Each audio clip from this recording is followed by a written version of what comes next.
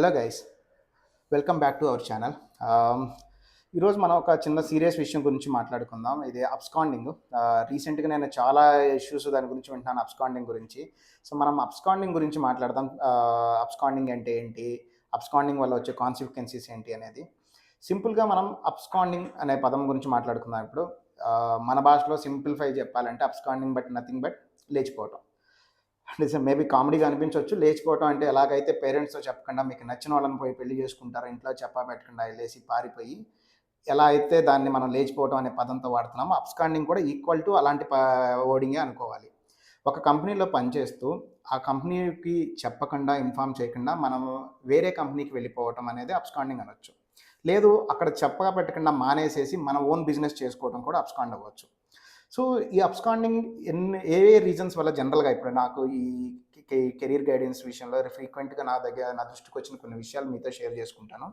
జనరల్గా ఎలాంటి కేసులో జరుగుతుందంటే, ఫస్ట్ కేసు ఏంటంటే, మనకి మల్టిపుల్ ఆఫర్స్ ఉంటాయి వేరు వేరు కంపెనీస్లో.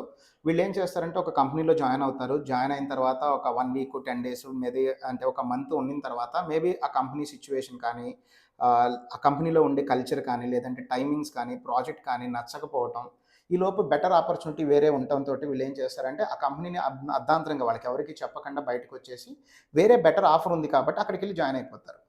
సో ఇక్కడ వరకు బాగానే నడుస్తుంది. ఎందుకంటే వీళ్ళు చెప్పింది ప్రీవియస్ కంపెనీ 1 మంత్ బ్యాక్ వాళ్ళు ఏదైతే లాస్ట్ వర్కింగ్ కంపెనీయో అది, కాబట్టి వెరిఫికేషన్ అక్కడితోనే అయిపోతుంది.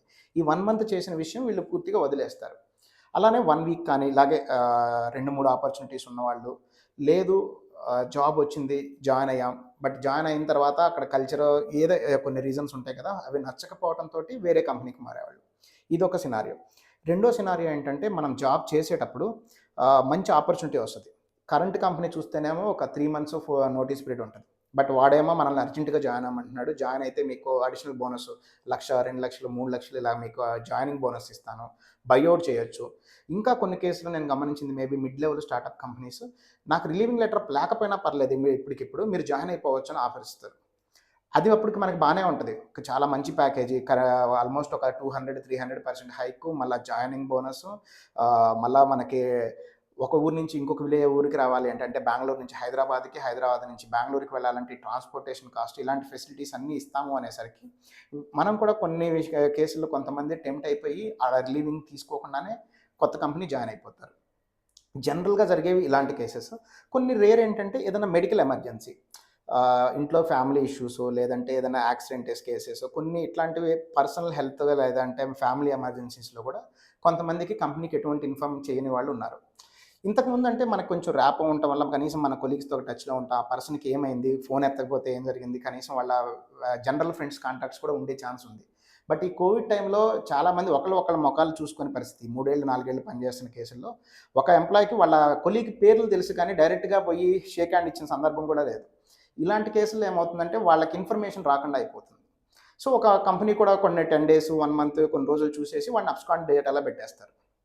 ఈ అబ్స్కాండ్ అనేసి మెన్షన్ చేసేసిన తర్వాత జరిగే ఇమీడియట్ ఎఫెక్ట్స్ అంటే ఏంటి అంటే, ఇమీడియట్ ఎఫెక్ట్ మనకైతే ఆ మంత్ మనకి ఇవ్వాల్సిన శాలరీని ఆపేసేయచ్చు. ఇది ఒక కేసు ఉంటుంది. తర్వాత సెకండ్ ఇష్యూ వచ్చేసి, మోస్ట్లీ వాళ్ళకి ఇంకా ఫ్యూచర్లో రిలీవింగ్ ఇవ్వరు వాళ్ళకి. టెర్మినేషన్ కింద చెప్పేస్తారు అబ్స్కాండ్ అని చెప్పేసి.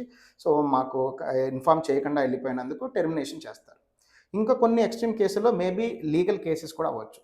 ఎగ్జాంపుల్, వాళ్ళ ల్యాప్టాప్ మీ దగ్గరే ఉంది, వాళ్ళ డేటాకి యాక్సెస్ ఉంది మీకు, అప్పటి వరకు మేబీ తీసేస్తారు, బట్ స్టిల్ వాళ్ళ అసెట్స్కి ల్యాప్టాప్ కానీ, మౌస్ కానీ, లేదంటే హెడ్ ఫోన్స్ కానీ, ఇలాంటి అసెట్స్ అన్నీ మీ దగ్గరే ఉన్నాయి, మీరు వాళ్ళకి రిటర్న్ చేయలేదనుకోండి, ఇది కూడా ఇంకొక లీగల్ కేసు కూడా ఫైల్ చేసే అవకాశం ఉంటుంది. ఇది అబ్స్కాండ్ వల్ల వచ్చే ఇమీడియట్ కాన్సిక్వెన్సెస్ మీకు. బట్ లాంగ్ రన్లో ఏమవుతుందంటే, తర్వాత మీరు ఫ్యూచర్లో ఇంకొక కంపెనీకి వెళ్ళాలి అనుకుంటున్నప్పుడు ఇక్కడ మీకు ఇష్యూ వచ్చే ఛాన్స్ ఉంటుంది. ఈ వెరిఫికేషన్ మేబీ 1 వీకే కదా, 10 డేసే కదా అని కొంతమంది అనుకుంటారు. బట్ రిలీవింగ్ లేకుండా మన అకౌంట్లో శాలరీ ఎంతో కొంత వాడు వేసాడు, లేదంటే పీఎఫ్ క్రియేట్ చేశాడు అనుకోండి, అది చాలా ఇష్యూస్ అవుతాయి. నేను ఒక 2 డేస్ బ్యాక్ నాకు జరిగిన ఒక ఇన్సిడెంట్ చెప్తాను. ఒక స్టూడెంట్ మనల్ని అప్రోచ్ అయిన విధానం. తను ఆల్మోస్ట్ ఒక 2017లో ఒక కంపెనీలో పనిచేశాడు. ఈలోపు తనకు ఒక ఆపర్చునిటీ వచ్చింది. తను చేసిన ఒక ఫస్ట్ మిస్టేక్ ఏంటంటే, ఇక్కడ రిజైన్ చేయకుండానే అక్కడ ఇంటర్వ్యూ అటెండ్ అయ్యి ఆఫర్ని యాక్సెప్ట్ చేసి ఒక 2-3 డేస్ ఆ కంపెనీకి అటెండ్ అయ్యాడు. అంటే వర్క్ చూసి తర్వాత రిజైన్ చేద్దాం అనుకున్నాడు. ఎందుకంటే ఇది వే బ్యాక్ 17 కాబట్టి ఆ టైంకి ఇంత అవేర్నెస్ కూడా లేదు వాళ్ళకి. ఒక 2-3 డేస్ చూసి కంపెనీ నచ్చక మళ్ళా సేమ్ అదే కంపెనీలో కంటిన్యూ అయ్యాడు. అంతా బాగుంది. 4 ఇయర్స్ టిల్ 2024 దాకా అతను ఆల్మోస్ట్ 3 కంపెనీలు చేంజ్ అయ్యాడు, ఇంక్లూడింగ్ టీసీఎస్. ఎక్కడా వెరిఫికేషన్‌లో ఇష్యూ అవ్వల. లక్కీగా ఆ కంపెనీకి పీఎఫ్ లేదు. ఏదైతే 2 డేస్ పని చేశాడో ఆ కంపెనీకి పీఎఫ్ లేదు. సో, ఎక్కడ తను దొరకలేదు. బట్ రీసెంట్‌గా ఇంకొక కంపెనీకి వెళ్ళినప్పుడు వాళ్ళు ఐటీఆర్స్ చెక్ చేశారు. ఐటీఆర్స్‌లో ఆ కంపెనీ తనకి ఆ 1 వీక్ ఇచ్చిన సాలరీని మెన్షన్ చేసింది.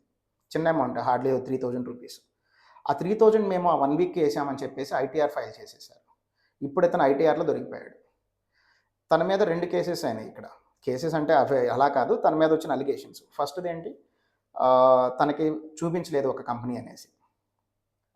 పనిచేసిన కంపెనీని ఇన్ఫార్మ్ చేయలేదు వీళ్ళకి అని. రెండోది డ్యూయల్ ఎంప్లాయ్‌మెంట్ అంటున్నారు. ఎందుకంటే ఒక కంపెనీలో రిజైన్ చేయకముందే ఈ కంపెనీకి వచ్చేసాడు. బట్ గెట్ బ్యాక్ అయిపోయాడు, అది వేరే విషయం. బట్ ఇలాంటి కేసెస్‌లో తనకి రెడ్ ఫ్లాగ్ అయింది ఆ కంపెనీ నుంచి. సో, ఇలాంటి ఇష్యూస్ నుంచి మనం వెళ్ళకుండా ఇంక నుంచైనా మేబీ ఇప్పుడు దాకా అయిపోయినకి ఎలాంటి సజెషన్స్ చేయొచ్చు అనేది ఇండివిడ్యువల్ పర్సన్ బట్టి, ఇండివిడ్యువల్ సిట్యుయేషన్ బట్టి నేను గైడ్ చేయగలను. బట్ ఇక నుంచైనా ఏ సిట్యుయేషన్‌లో మీకు అది ఎంత వరస్ట్ సిట్యుయేషన్ అయినా సరే, అబ్స్కాండ్ మాత్రం అవ్వద్దు ఏ కంపెనీ నుంచి. వాళ్ళకి ఇన్ఫార్మ్ చేసుకోండి. పర్సనల్ ఇష్యూస్, హెల్త్ ఇష్యూ అయితే చెప్పండి. పొరపాటున ఒక 1 మంత్ అసలు ఇన్ఫార్మే చేయలేకపోయారు, ఏదైనా రీజన్ 2 మంత్స్, 3 మంత్స్ కూడా చేయలేకపోయారు. బట్ ఫోర్త్ మంత్ వెళ్ళి ఈ రీజన్ వల్ల నేను చెప్పలేకపోయాను, అది మెడికల్ ఎమర్జెన్సీ, దానికి సంబంధించిన ప్రూఫ్స్ లేదంటే పర్సనల్ ఎమర్జెన్సీ చూపించుకొని రిలీవింగ్ తీసుకోండి. లేదు ఒకవేళ ఏదైనా లక్కీగా వాళ్ళు కంటిన్యూ చేసుకోండి అంటే ఆ జాబ్ కంటిన్యూ చేసుకోండి. అంతేకాని అబ్స్కాండ్ అయ్యే పరిస్థితి మాత్రం ఏ సిట్యుయేషన్‌లోనూ తెచ్చుకోవద్దు. పాత కాలంలో వేరే. అప్పుడు మనకి చెక్ చేయటానికి పీఎఫ్‌లు, ఏఎన్ నంబర్ లేవు. ఫార్మ్ 16 లేవు. ఐటీఆర్ రిటర్న్స్ ఫైల్స్ ఇంత హెవీగా ఉండేది కాదు. సో, పెద్దగా ఎవరు వెరిఫై చేసేవాళ్ళు కాదు. బట్ ఇప్పుడున్న పరిస్థితిలో ప్రతి చిన్న ఇన్ఫర్మేషన్‌ని డీటెయిల్డ్‌గా చెక్ చేస్తున్నారు. అందులో డిజి వెరిఫైర్ అనే ఒక కంపెనీ ఉంది. ఇది ఓన్లీ వెరిఫికేషన్ ప్రాసెస్. ఈ వెరిఫికేషన్ ప్రాసెస్ అనేది చాలా స్ట్రిక్ట్‌గా ఉంటుంది. సో, మీరు ఎంత జాగ్రత్తగా రావాల్సిన పరిస్థితి వస్తే క్లియర్‌గా చెప్పుకొని, బతిమాలుకొని త్వరగా రిలీవింగ్ తీసుకోండి. అంతేకాని రిలీవింగ్ అవ్వకుండా సింపుల్‌గా అబ్స్కాండ్ అయ్యి మాత్రం రావద్దు.